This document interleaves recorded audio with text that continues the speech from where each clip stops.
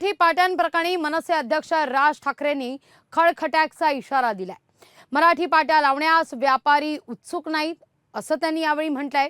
या सगळ्या प्रकरणाचा सविस्तर आढावा घेणार आहोत आणि चर्चा करणार आहोत नेमक्या याच मुद्द्यावर, कारण हाच मुद्दा, हाच विषय आपला स्टोरी ऑफ द डे आहे। सुरुवातीला पाहूया या संदर्भातला खास रिपोर्ट, त्यानंतर चर्चा करूया।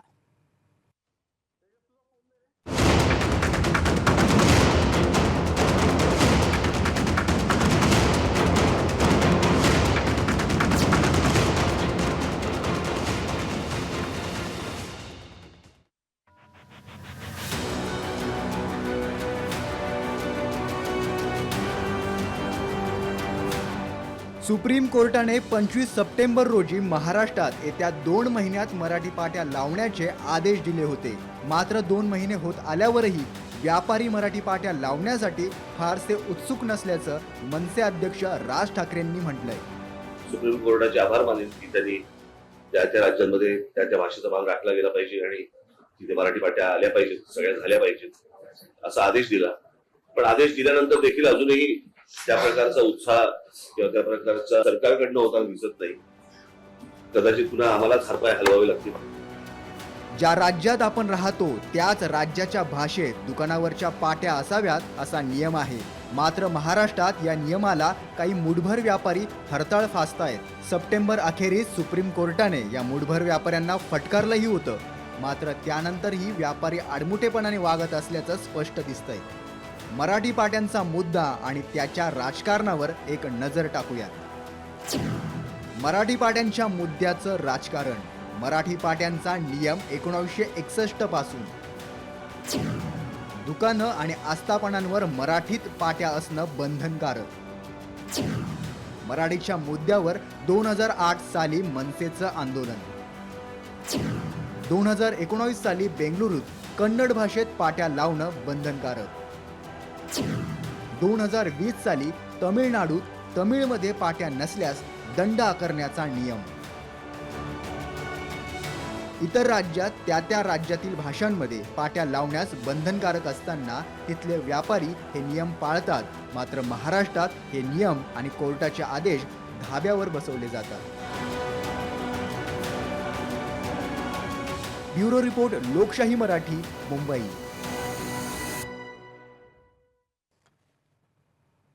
या सगळ्या संदर्भात चर्चा करण्याकरता आपल्या सोबत जोडले गेलेले आहेत भाजपचे प्रवक्ते, मुख्य प्रवक्ते अजित चव्हाण। नमस्कार, लोकशाही मराठीमध्ये तुमचं स्वागत। या मुद्द्यावर आता मनसेनं खळखट्याचा पुन्हा इशारा दिलेला आहे। मराठी पाट्यांसंदर्भात आता आम्हालाच हातपाय हलवावे लागतील असं राज ठाकरे आज पत्रकार परिषदेत म्हणाले।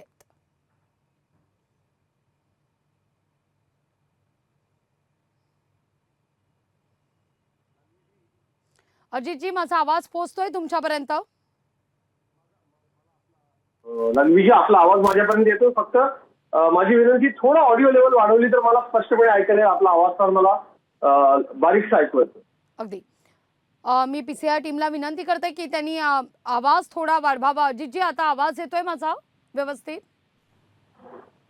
रणवीजी, आपण मला प्रश्न विचारला, तो मला बऱ्यापैकी कळाला होता। आपण वेळ न दवडता मी लगेच लोकशाहीनं हा म्हणजे खरं तर सन्माननीय राज ठाकरेंनी जी मागणी केलेली आहे, मी यापूर्वी देखील काही चर्चांमध्ये सांगितलं होतं की मुंबईत आणि महाराष्ट्रामध्ये मराठी पाट्या असल्याच पाहिजे ही जी भूमिका आहे, ही भूमिका अतिशय योग्य आहे आणि भारतीय जनता पक्षाचा या भूमिकेला मनापासून पाठिंबा आहे आणि तो नसल्याचं काही कारणच नाही। आमच्या मुंबई महानगरपालिका निवडणुकीमधल्या मॅनिफेस्टोमध्ये आपण जर बघितलं, जर निवडणूक जाहीरनाम्यामध्ये मराठी भाषेशी संबंधित अनेक आश्वासनं भारतीय जनता पार्टीने दिली आणि ती पूर्ण केलेली आहे। ज्या पद्धतीनं आजवर महाराष्ट्राची राजधानी मुंबईमध्ये मराठीच्या संवर्धनासाठी, मराठी अनिवार्य करण्यासाठी, मराठी भाषेचा सन्मान राखण्यासाठी जे जे काही केलं पाहिजे, सगळ्या गोष्टींना भारतीय जनता पक्षानं प्राधान्य दिलं, त्या केल्या। आम्ही मुंबई महापालिकेत सत्तेत असताना देखील केल्या आणि आज आपण मुंबईमध्ये ते पाहू शकतो। आपली ही बातमी ऐकल्यानंतर मी लगेचच राज्याचे मराठी भाषा मंत्री केसरकर साहेबांशी बोललो, त्यांना फोन केला आणि सांगितलं निश्चितपणे सरकार अतिशय गांभीर्याने सगळ्याकडे पाहतंय आणि मी लोकशाही न्यूजच्या माध्यमातून सरकारचा घटक म्हणून यासाठी प्रयत्नशील असणाऱ्या सगळ्यांनाच आणि सन्माननीय राजसाहेबांना सुद्धा सांगू इच्छितो की सरकार या बाबतीमध्ये गंभीर आहे आणि लवकरच आता काही सणावाराचे दिवस होते, व्यापारी पेठा गजबजलेल्या होत्या, लोक मोठ्या प्रमाणावरती बाजारपेठांमध्ये येत होते. निश्चितपणे अशा परिस्थितीमध्ये कारवाई करणं शक्य नव्हतं, परंतु यात कुठलीही पळवाट न काढता, आता कुठलंही उत्तर न देता किंवा आता यामध्ये सरकार म्हणून सुद्धा कुठलीही कुचराई न करता तातडीनं कारवाई केली जाईल, हे राज्याचे मराठी भाषा मंत्री दीपक केसरकरजींनी मला सांगितलंय की आपण अजितजी जाता आहात लोकांच्या समोर लोकशाहीच्या माध्यमातून, तेव्हा माननीय मंत्री महोदयांच्या वतीनं हे आश्वासन मी द्यावं की यावरती अतिशय तत्परतेनं कार्यवाही केली जाईल, असा मंत्री महोदयांनी माझ्याशी चर्चा करताना निरोपच एक प्रकारे महाराष्ट्राच्या जनतेला दिलेला आहे. आणि अतिशय विनम्रपणे या मुद्द्याकडं हा मराठी भाषेच्या अस्मितेचा मुद्दा आहे आणि निश्चितपणे आपण विशेषतः दक्षिणेच्या राज्यांमध्ये जेव्हा त्यावेळेला हा भाषिक अभिमान आपल्याला दिसतो. आपण त्याचा इतरांना कुठेही त्रास नव्हता. म्हणजे माझं वैयक्तिक मत असं आहे की मी अतिशय मराठी भाषेचा अजितजी, पण तुम्ही आता उल्लेख केलात की या सगळ्या संदर्भात आता सणवार होते, त्यामुळे व्यापारपेठा गजबजलेल्या होत्या, पण यानंतर मात्र सरकार निश्चितच या सगळ्या प्रकारामध्ये लक्ष घालणार आहे. 25 सप्टेंबरला या मुद्द्यावर सुप्रीम कोर्टाकडून निकाल सुद्धा आला. सुप्रीम कोर्टानं म्हटलं की वकिलांवर पैसे खर्च करण्यापेक्षा पाट्या बदला, पाट्यांवर मराठी लिहा, असं सुप्रीम कोर्टाकडून सांगण्यात आलं. 2 महिने झाले, सप्टेंबर, ऑक्टोबर, नोव्हेंबर, तरी या मुद्द्यावर मात्र राज ठाकरेंना आज पत्रकार परिषदेत बोलावं लागतंय.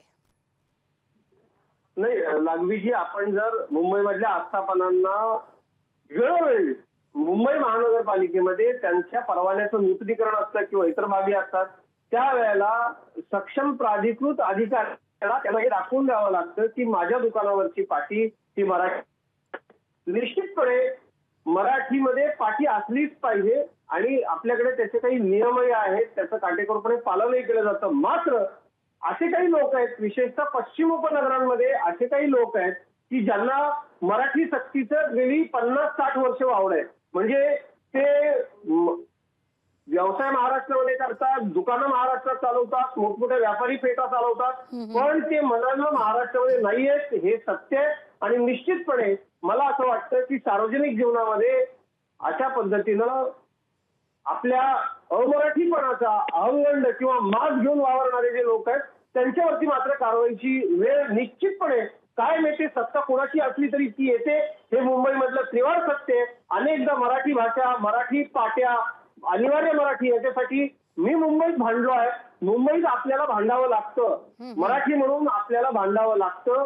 खरं तर हे मोठं दुर्दैव आपलं आहे, परंतु यात सत्ता कुणाची आहे, पालिका कुणाच्या ताब्यात आहे, हे सगळे मुद्दे आले इथं. परंतु ही मंडळी अशी काही लोक आहेत, विशेषतः मी आवर्जून उल्लेख करतोय पश्चिम उपनगरांमध्ये, दक्षिण मुंबईमध्ये, की ज्या मंडळींना मराठीचं वावडं आहे आणि ते भले आम्ही दंड भरू पण पाट्या लावला नाही, मग अशा लोकांवरती कारवाई केलीच पाहिजे. त्या कारवाईचं आपल्याला समर्थनच करावं लागेल. आणि निश्चितपणे सन्माननीय राजसाहेबांनी हा जेव्हा मुद्दा उचललेला आहे, यापूर्वी सुद्धा माननीय न्यायालयाचे आदेश असतील किंवा यापूर्वी अनेकदा मराठी भाषा मंत्र्यांनी सांगितल्यानंतर तातडीनं कारवाई या ठिकाणी केली जाते. परंतु हा काही एखाद्या स्थानिक स्वराज्य संस्थेला आणि सरकारनं आग्रह करून पाट्या लावा असं सांगण्याचा मुद्दा नाहीये. या लावल्याच पाहिजेत आणि काही माजुरडे आस्थापनांचे मालक त्या लावत नाहीत, हा याच्यातला मुद्दा. अगदी अजितजी, तुम्ही आता उल्लेख केला की या ठिकाणी पश्चिम उपनगरात असू दे किंवा दक्षिण मुंबईमध्ये असे कित्येक आहेत व्यवस्थापन जे व्यापारी आहेत, त्यांचं असं म्हणणं आहे की एक वेळ आम्ही दंड भरू पण आम्ही पाटी बदलणार नाही. म्हणजे यांना ना सुप्रीम कोर्टाचा धाक आहे, ना सुप्रीम कोर्टाच्या कायद्याचा ते पालन करतात, ते कायद्याचा सर्रास अवमान करतात असं दिसतं. अशा वेळी राज्य सरकारचा सुद्धा कुठे धाक नाहीये हे सुद्धा स्पष्ट होतं, कारण राज्य सरकार अर्थात सुप्रीम कोर्टानं सांगितल्यावर पाट्या बदलणं हे बंधनकारकच आहे.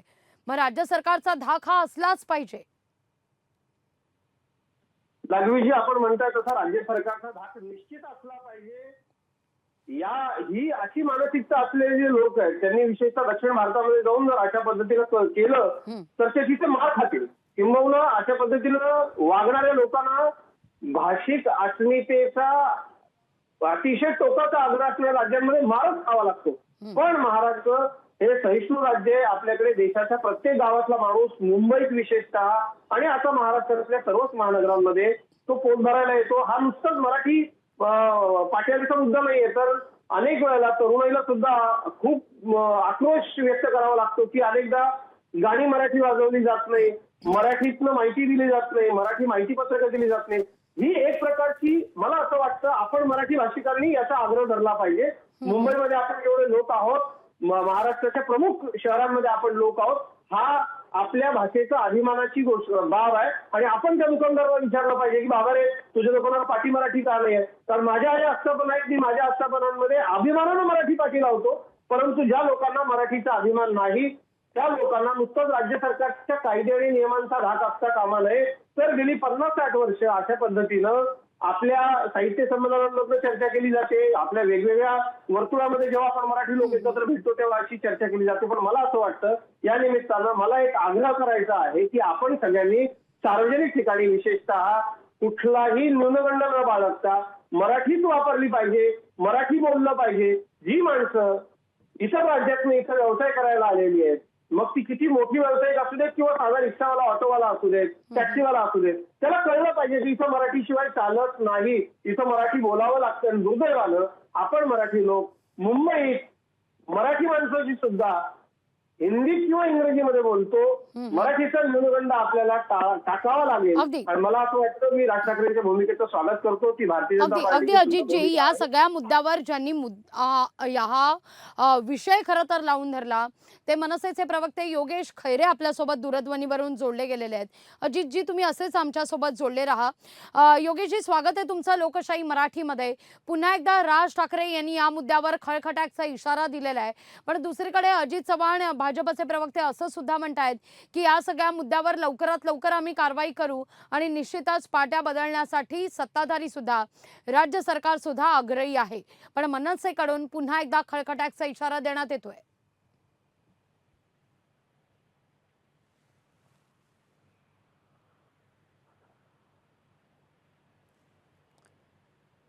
योगेशजी माझा आवाज पोहोचतोय तुमच्यापर्यंत?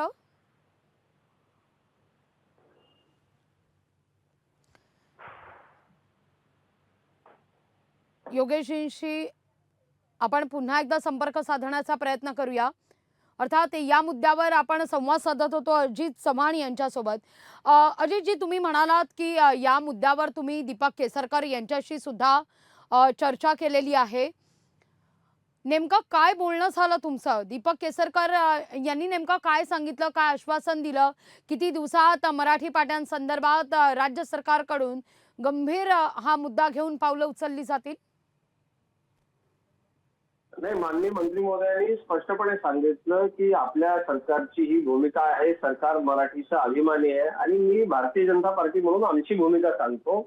आमच्या पक्षाची ही अधिकृत भूमिका आहे की आम्ही मराठी भाषेचे अभिमानी, मराठी भाषेचे प्रेमी आहोत आणि राजभाषेला खरं तर सन्मान मागण्याची वेळ येऊ नये. इतर पक्ष कुठला तरी अजेंडा, कुठल्या तरी विशिष्ट मतदारांचं प्रेम हा मुद्दा अजिबात नाही.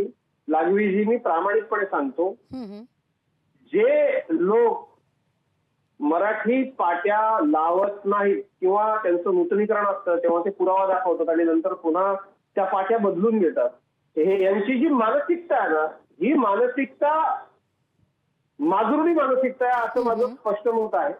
आणि मुंबईच्या अनेक उपनगरांमध्ये विशेषतः अमराठी असलेल्या लोकांना असं वाटतं की आमच्या मतदानाच्या टक्केवारीवरती आम्ही वाटेल ते करू शकतो, राजकीय पक्षांना दावणीला बांधू शकतो. पण त्यांचा तो समज आम्ही साफ खोटा ठरवणार आहोत. माझं स्पष्टपणे सांगणं आहे, महाराष्ट्र नवनिर्माण सेनेच्या अध्यक्षांनी सन्माननीय राज ठाकरेंनी जी भूमिका घेतली आहे त्या भूमिकेला आमचं समर्थनच आहे. मुंबईत मराठी पाट्या असल्याच पाहिजे, मराठी बोललंच पाहिजे. मुद्दा लक्षात येतो. अजितजी धन्यवाद आमच्याशी संवाद साधला त्याबद्दल.